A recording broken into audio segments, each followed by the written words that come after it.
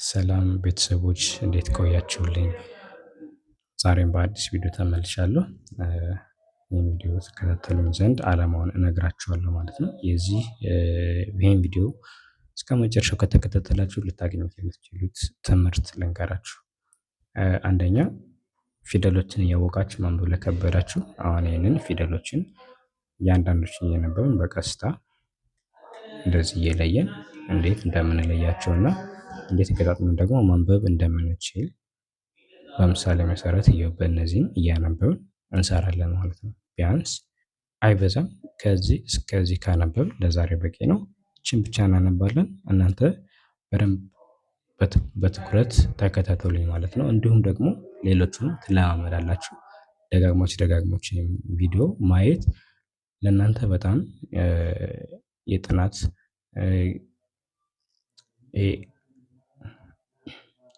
ይህን ቪዲዮ ደጋግማችሁ በማየት በጥናት ጊዜያችሁ ደግሞ ለውጥ ለማምጣት በጣም ትልቅ አስተዋጽኦ አለው ማለት ነው። ስለዚህ አሁን ከዚህ እንጀምራለን።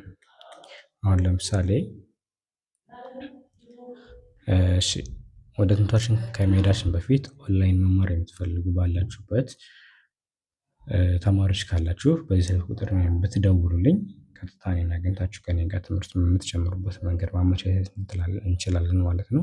ስለዚህ ይሄን ቁጥር ወደ እኔ ለመደወል ኢሞ፣ ዋትሳፕ ወይም ቴሌግራም መጠቀም ትችላላችሁ ማለት ነው። አሁን ቀጥታ ወደ ትምህርታችን እንሄዳለን። እሺ አሁን ይሄንን በቀላሉ እንዴት ታነባላችሁ ለሚለው ኦብቪየስሊ ይሄኛው የመጀመሪያ ፊደል ስለሆነ ብዙ ሰው ያውቀዋል ብዬ ተስፋ አደርጋለሁ። አሁን ለምሳሌ ቸ ነች ቸ ይሄ ፊደል አሁን እቺን ለማንበብ ደግሞ የማን ቤት ነው የሚለውን አስቡ። የማን ቤት ነው? ከቤት ነው። ከቤት ከሆነ የከ አሁን የስንተኛ ፊደል ነው? አሁን ለምሳሌ እንደያላችሁበት ደረጃ ፊደሉን አሁን ለምሳሌ ይሄ አራተኛ ፊደል ነው አምስተኛ ፊደሉን በአንደኛው ፊደል የሚጠራ ሰውም አለ የሚለየውም ሰውም አለ።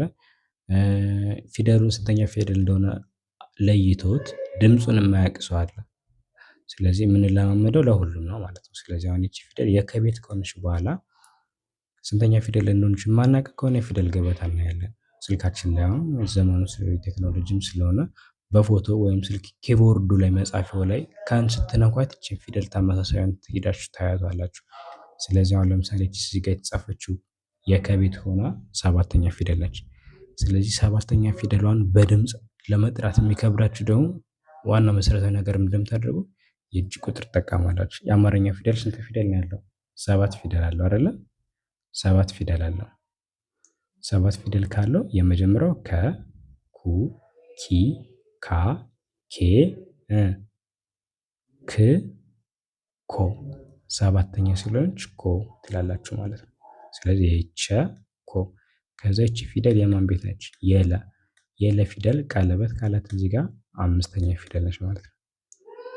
ለ ሉ ሊ ላ ሌ አምስት ለ ሉ ሊ ላ ሌ ቺ ሌ ነች ማለት ነው። ይሄ የተ ፊደሉ ነው። ስድስተኛ ፊደል አሁን የተ ስድስተኛ ፊደል በድምጽ ማምጣት አለብን ማለት ነው። ይቺን ፊደል ለመናገር ተ ቱ ቲ ታ ቴ አምስተኛው ቴ ስድስተኛው ት ተ ቱ ቲ ታ ቴ ት ስለዚህ ቸ ኮ ሌ ይሄ ት ቸኮሌት ቸኮሌት የሚለውን አገኘን ማለት ነው። በቀላሉ ማለት ነው። ማንበብ በጣም ቀላል ነው። አሁንም እንቀጥላለን። ይሄ እዚህ ጋር ይቺ ማነች? የመጀመሪያ ፊደል ስለሆነች ሀ ተገልብጣ በ ይሄ ጠቤት ነው አይደል? አሁን ይሄ ጠቤት ነው። ስለዚህ ጠቤት እንሄዳለን። ስንተኛ ፊደል ነው? አራተኛ ፊደሉን አሁን ይሄ የአራተኛ ፊደል ነው። እሱን እኛ በምንረዳበት መንገድ መለየት አለብን። አንደኛ ጠቤት ሄዳችሁ የፊደል ገበታ ቼክ በማድረግ ምልክቷን አይታችሁ እዚህ ጋር ሁለቱ ግራጫ ነው አንዱ ረጅም ነው። ይሄንን በማገናኘት ይሄ አራተኛ ፊደል መሆኑን ማረጋገጥ። ሁለተኛ ደግሞ ስልካችን ላይ ኪቦርዱን አሁን ጠን ስትነኳት ሰባቱ ይወጣል።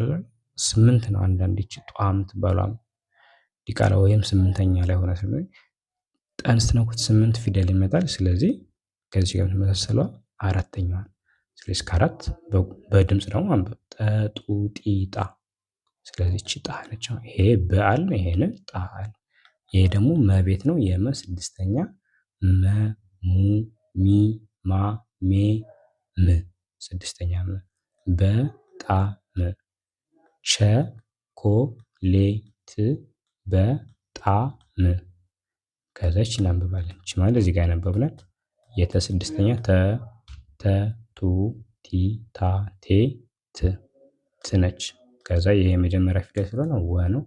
ይሄ የደ ስንተኛ ፊደል ነው? አሁንም ቼክ ስታደርጉ አራተኛ ፊደል ላይ እናገኘዋለን። ደ ዱ ዲ ዳ ዳ ነች ማለት ነው። ከዛ ይሄ የመጀመሪያ ፊደል ነው ለ። ይሄ የቸ ስንተኛ ፊደል ነው? የቸ ስድስተኛ ፊደል ነው። ቼክ አድርጉ። ቸ ቹ ቺ ቻ ቼ ች። ይሄ ት ወ ዳ ለ ች ቸኮሌት ቸኮሌት በጣም በጣም ትወዳለች ትወዳለች። በጣም ጥሩ።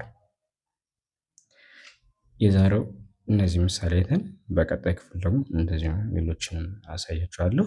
እናንተ ደግሞ በእነዚህ ተለማመዱ። እኔ ቪዲዮ ቀጣይ እሰራበታለሁ፣ ግን ተለማመዱና ቀጣይ ቪዲዮ ደግሞ እንዲደርሳችሁ ሰብስክራይብ ያደረጋችሁ ሰብስክራይብ አድርጋችሁ ጠብቁ። መማር የምትፈልጉ ተማሪዎች ደግሞ አጋዥ የምትፈልጉ እኔ አማርኛ ፊደል እንድታነቡ እንድትጽፉ ኦንላይን አስተምራለሁ ባላችሁበት። ስለዚህ በዚህ ቁጥር ብትደውሉልኝ እኔን አግኝታችሁ ፈታ ብላችሁ ዘና ብላችሁ በአጭር ጊዜ የእውቀት ባለቤት የምትሆኑበትን መንገድ አመቻቻለሁ ማለት ነው። ስለምትከታተሉኝ ከልብ አመሰግናለሁ። ሼር በማድረግ አስተያየታችሁን ደግሞ ኮመንት ላይ በመጻፍ እንድታበረታቱኝ የእናንተን ማበረታቻ እፈልጋለሁ ማለት ነው። አመሰግናለሁ። ሰላም ቆዩልኝ። በሚቀጥለው ቪዲዮ እንገናኛለን።